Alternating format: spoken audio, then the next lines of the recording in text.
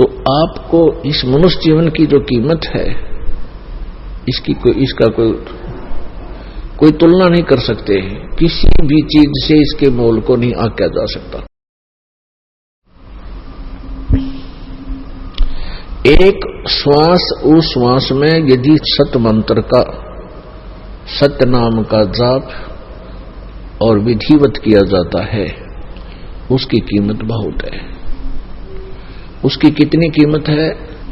एक जगह परमात्मा कहते हैं कि कहता हूं कहीं जात हूं, कहूं बजा कर ढोल, और श्वास जो खाली जात है ये 3 लोक का मोल। एक श्वास उश्वास, और इसके अंदर जो इसकी कीमत क्या बताई है? 3 लोक, इतनी कीमत है। और इसके साथ सत्सुमरण सतनाम का सिमरण कर दिया जाए परम संत से लेकर, तो इसकी कितनी कीमत बन जाती है एक श्वास उस पर श्वास की। कहते हैं सतनाम पाल रंगोरी हो। सतनाम 2 अक्षर का होता है सतनाम, उसमें एक ओम नाम है, एक तत् जो गुप्त है, ये दास बताएगा। उसका श्वास उश्वास से मंत्र जाप होता है, साधना होती है। सतनाम पाल रंगोरी हो, 14 लोग चढ़ावे राम रंगोरी हो, 3 लोग पासंग रंगोरी हो, तो न तुला तुलाया राम रंगोरी हो। क्या बताया है सूक्ष्म वेद में कि सतनाम के एक स्मरण की विधिवत, सतनाम का सुमरण कैसे किया जाता है, जिनको सतनाम प्राप्त है वो आसानी से समझ जाएंगे। श्वास बाहर छोड़ते हैं, उसमें एक मंत्र छोड़ते हैं, अंदर लेते हैं, उसमें दूसरा मंत्र लेते हैं। पुण्यात्मा वैसे तो उपदेश देते समय बहुत बार आपको रिपीट किया जाता है सतनाम का कैसे सुमन करना है, तो फिर भी सत्संग के माध्यम से कभी कभी बता देते हैं कि जैसे सुरत और शब्द अभ्यास जो सुना जाता था वो कुछ और ही उसकी जो है ना व्याख्या बताते थे कि सुरत शब्द कहते थे धुन सुने। सुरत शब्द अभ्यास वो ये बताते थे कि अंदर जब धुन बजती है, कान आंख बंद करके अंदर धुन सुनती हैं, इन धुनों को सुनना सुरत शब्द अभ्यास है। नहीं, ये बिल्कुल रॉन्ग है, गलत है। सुरत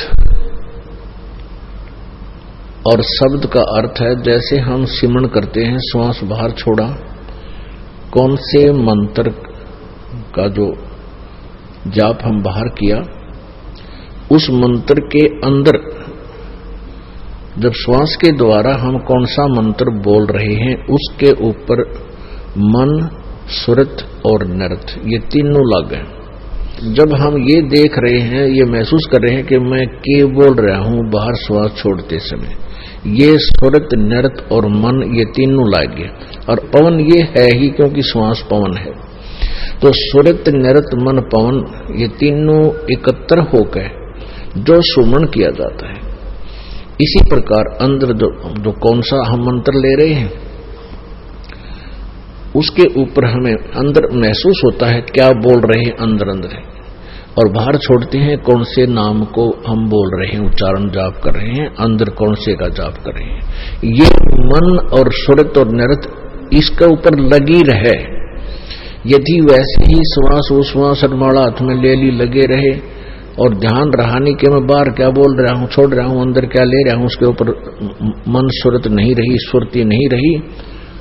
अब सुरत नाम आत्मा का भी होता है, कोड वर्ड है संत मार्ग के, और सुरत नृत मन पवन ये तीनों चारों इकट्ठे होंगे तभी सिमरन की वैल्यू है। नहीं तो परमात्मा कहते हैं कि माला तो कर्म में फिरे और जीव्या फिरे मुख माही, और मनुआ तो कहीं और फिरे, ये तो सिमरन नहीं। माला से सिमरन करना बहुत अच्छा है, लेकिन जिसका अभ्यास जब वैसे ही बगैर माला के बढ़ जाता है तो माला की आवश्यकता नहीं रहती। माला तो ऐसी है जैसे बालक ने प्रारंभ में कोई क ख ग घ सिखाया ABC, तो उसको हाथ पकड़ कर 4 लाइना की वह पुस्तक ला के कॉपी ला करके उसको सिखाते हैं। आपका अभ्यास बन जाएगा तो श्वास उश्वास की आप पर माला बन जाएगी, एक अभ्यास बनेगा आपका। तो ये है सुरत शब्द अभ्यास। सुरत शब्द गुरु चित चेला रे। अब शब्द ये नाम अक्षर जो आपको दिया जाता है मंत्र, ये तो गुरु बना दे इस मन का, और मन ने इसका चेला बना दे चित्त को, इसका साथ लाए रखे, इसके साथ साथ लटकाए रखे। तो ऐसे ये सिमरण होता है। तो ऐसा सिमरण किया हुआ एक श्वास उश्वास के द्वारा और सुरत नृत मन पवन लगा के, यानी ध्यान पूर्वक मैं क्या बाहर बोल रहा हूं, अंदर कौन सा मंत्र अब ले रहा हूं, उसके ऊपर आपका ध्यान रहे, सुरत रहे। सुरत रहेगी तो मन भी रहेगा, ये बाहर नहीं जाता। मन सुरत के बगैर मन नहीं चलता। तो ऐसे सुरत और मन और पवन ये चारों पदार्थ एक करे तो उस सिमरण की बहुत कीमत है, उसी की कीमत है। अन्यथा वो व्यर्थ। सांस तो सबके आ ही रहे हैं, फिर अगर उसका ध्यान नहीं रहा, मैं क्या बोल रहा हूं, तो श्वास तो सभी के चल ही रहे हैं, पशु के भी, पक्षी के भी, मनुष्य के भी, उससे कोई यूज नहीं। कई ऐसे भी संत हैं दिग्भ्रष्ट, वो कहते हैं बस सांस पर ध्यान रखे, सांस भीतर जा रहा है, बाहर आ रहा है, अंदर जा रहा है, बाहर आ रहा है, बस इस पर ध्यान रखे, यही जाप है, अजप्पा। ये तो तुम ध्यान ना रखोगे तो भी आ जा रहा है, तुम सो रहे हो तो भी श्वास आ जा रहा है, इसका क्या देखना है? इसके द्वारा मंत्र का जाप करना है, जिसको अजप्पा जाप कहते हैं। उसके इसे बताया कि सतनाम एक ताखड़ी के तराजू के बैलेंस के एक पालड़े में रख दे और दूसरे में 14 लोक रख दे। ओहो, ये विष्णु का लोक, शिव जी का लोक, ब्रह्मा जी का लोक, शिव जी का, और ये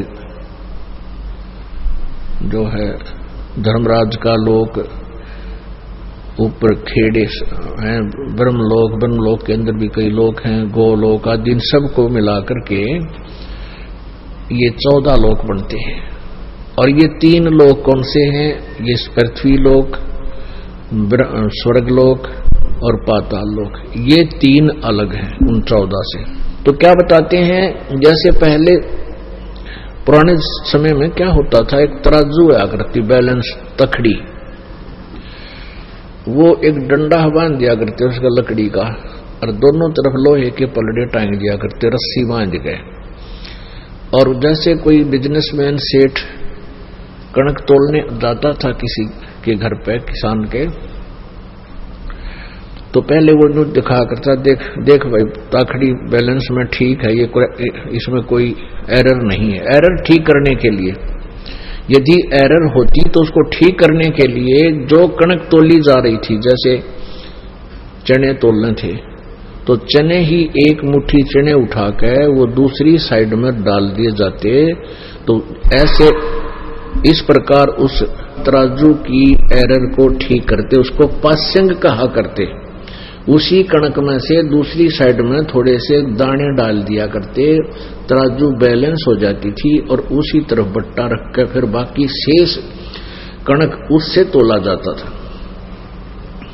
यानी पास्यंग में जो कणक रख दी उसकी कोई, वो तो कोई किसी खाते में नहीं थी, ऐसे समझो, पास्यंग इसको बोलते।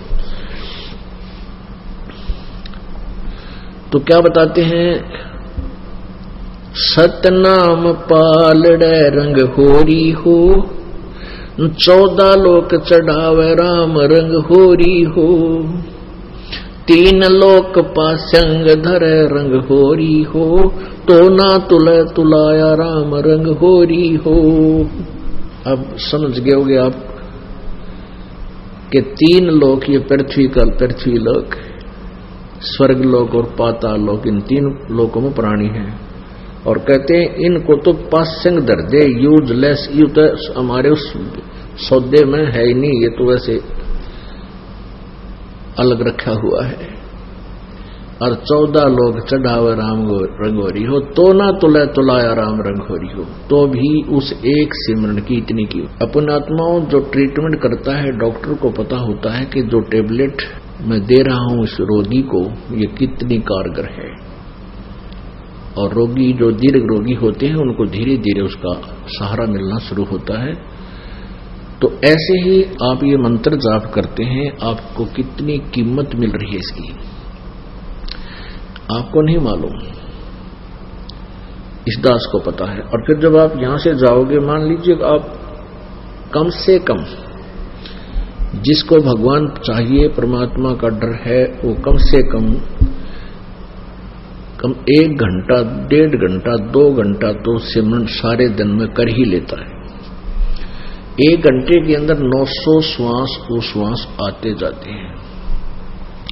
श्वास उश्वास ये एक होता है, ऐसे 900 1 घंटे में आते हैं। और 21,600 श्वास 24 घंटे में आते हैं। तो इसमें से आप 10% भी यदि भक्ति में लगाए रहोगे, 10%,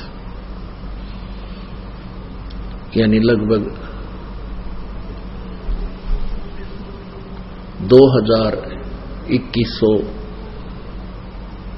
इतने भी आप प्रतिदिन श्वास सुमन कर लोगे, यानी एक घंटे में 900 श्वास, 2 घंटे में 1800, और 3 घंटे भी डेली आप यूं नहीं इकट्ठे बैठ के, आप चलते फिरते बस में बैठे हो, गाड़ी में जा रहे हो, साइकिल पर जा रहे हो, मोटरसाइकिल पर हो, बस में बैठे हो, या लेट गए हो, चलते हो, जैसे ऑफिस जा रहे हो, रास्ते में सुमन करता रहे, तो कुल मिला के भी 3 घंटे भी सुमन कर लोगे, आपके मोक्ष में कोई बाधा नहीं।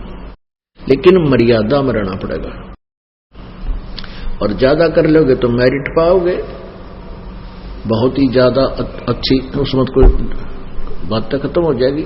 लेकिन कम से कम बता रहे हैं आपको, क्योंकि इसकी इतनी कीमत है। फिर कुछ दिनों के बाद क्या होगा, ये तो प्रारंभ में है, लास्ट में फिर क्या होगा कि आपको परमात्मा इतना ज्ञान और अंदर से दृढ़ विश्वास पैदा कर देगा, आपको ये संसार जिसके लिए आप भटक रहे हो, माया के लिए, कार कोठियों के लिए, या कति दुश्मन दिखाई देने लग जाएगी कि तेरे भक्ति में या बाधा कर रही है, जिसके लिए तुम पांव पीट रहा है, और ये तेरे साथ चलने को नहीं। ये तो हार्ड एंड फास्ट रूल है, ये तो बिल्कुल कड़वा सत्य है कि ना शरीर तेरे साथ जागा, फिर माया जाएगी कहां से। काया तेरी है नहीं, माया कहां से हो। और चरण कमल में ध्यान रखो, इन दोनों को खो। नंगा आया जगत में, नंगा ही तू जाए, और बीच में ख्वाबी ख्याल है, ये मन माया भरमावे।